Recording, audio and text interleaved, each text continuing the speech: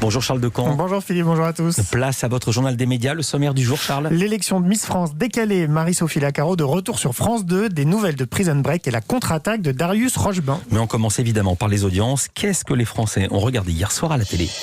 Surprise en pole position, c'est M6 qui est en tête avec la suite de L'amour est dans le pré, saison 15. Au compteur, 3 700 000 téléspectateurs pour 16,8% de part d'audience. M6 est aussi largement leader sur les femmes responsables des achats de moins de 50 ans à 24% de part d'audience. France 2 n'est que deuxième avec sa série historique De Gaulle, l'éclat et le secret. Les deux premiers épisodes de la soirée ont réuni en moyenne 3 500 000 téléspectateurs, soit 15,2% du public. C'est 1 200 000 personnes de moins que lundi dernier où France 2 s'était largement imposée. Enfin, TF1 a pris la 3e place avec le téléfilm inédit Au-dessus des nuages. La fiction avec Alice Taglioni a été suivie par 3 100 000 téléspectateurs, soit 13,5% du public et à peine 14% sur les femmes de moins de 50 ans, un score très timide.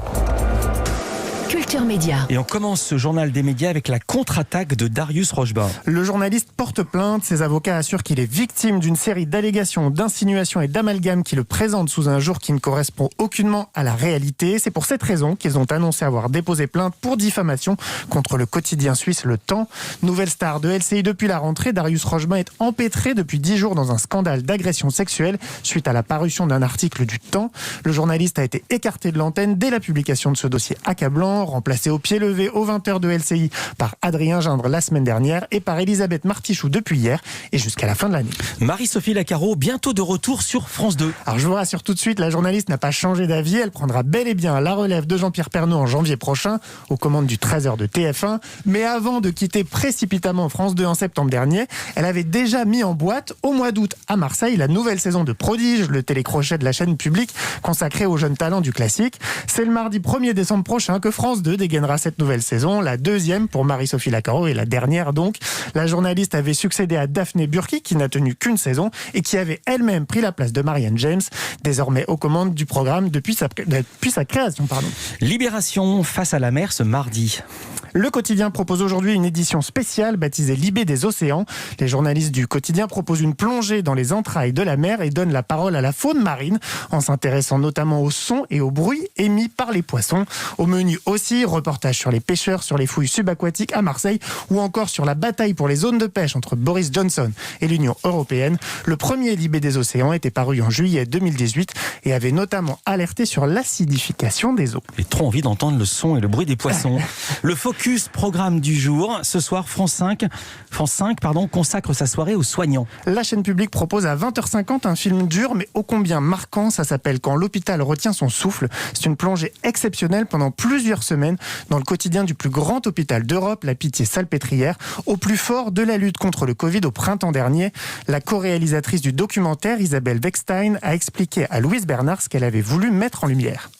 Nous voulions montrer qui sont ces femmes et ces hommes qui travaillent au milieu hospitalier, qui sont-ils au-delà de leurs fonctions, quels sont les différents métiers qui existent au sein d'une machine comme l'hôpital pour qu'ils puissent fonctionner. Et puis on voulait montrer à l'occasion de la crise sanitaire comment ils l'avaient tenu, comment ils tenaient, comment on pouvait augmenter le nombre de lits de réanimation aussi rapidement et de manière aussi exemplaire. Aussi peut-être donner la parole à des personnes qui sont rarement interviewées ou qui sont plus invisibles, comme les métiers techniques, comme la chambre mortuaire, des gens dont on ne connaît pas forcément l'existence de la fonction.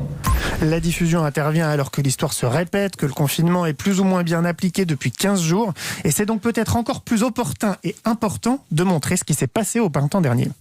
Le faire découvrir au moment où on est de nouveau confiné, il y a une deuxième vague qui est plus forte que la première et aussi il y a un certain scepticisme de certaines personnes face à la nécessité de confiner. Je pense que ça a un sens particulier, une signification et peut-être une utilité. Quand on vit à l'extérieur, je pense qu'on n'a aucune idée de ce qui se passe à l'intérieur des hôpitaux, de la charge de travail, de la gravité de la maladie, des conditions dans lesquelles les soignants et non-soignants travaillent. Ça peut peut-être avoir une vertu pédagogique. Isabelle Wegstein, la co-réalisatrice du documentaire Quand l'hôpital retient son souffle, au micro de Louise Bernard. Rendez-vous ce soir à 20h50 sur France 5. Miss France s'incline face au Covid-19. L'élection de Miss France 2021 est reportée, c'est le Parisien qui l'a annoncé hier. Pas de panique, si vous aviez noté la date du 12 novembre de votre agenda, il ne faudra pas patienter beaucoup plus longtemps. 12 décembre. C'est le 19 décembre, donc une semaine plus tard, que l'on découvrira le nom de celle qui succédera à Clémence Bottineau, Miss France 2020.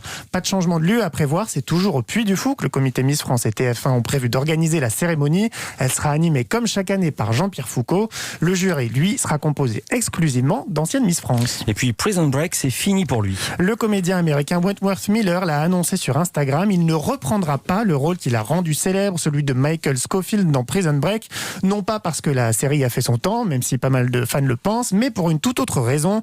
L'acteur ouvertement gay ne souhaite tout simplement plus jouer de personnages hétérosexuels. Il estime qu'on a déjà bien assez raconté leurs histoires. C'est un coup dur pour les fans de Prison Break, alors que le tournage d'une 6e saison a été plus ou moins officialisé par Dominic Purcell, qui incarnait à l'écran le frère de Michael Scofield et qui semble, lui, tout à fait prêt à rempiler. Alors, on n'a pas encore vu le 2, mais déjà le 3 est en préparation. Le film Sans un bruit 2, l'un des premiers à avoir été décalé à cause du premier confinement, n'a toujours pas été dévoilé au grand public. C'est la suite, comme son nom l'indique, du film d'horreur Sans un bruit 1 avec Emily Blunt et John Krasinski, qui avait rencontré un succès majeur en 2018.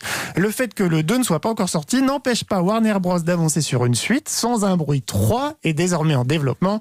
Il sortira en 2022, tandis que le deuxième volet est attendu en avril 2021.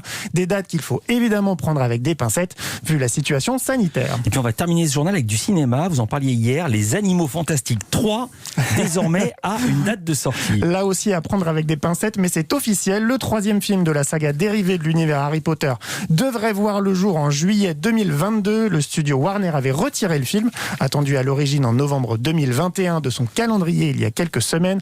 Un 3e film dont sera absent Johnny Depp, comme on en parlait hier, viré par le studio. Merci beaucoup Charles Decamp. À demain pour un nouveau journal des médias.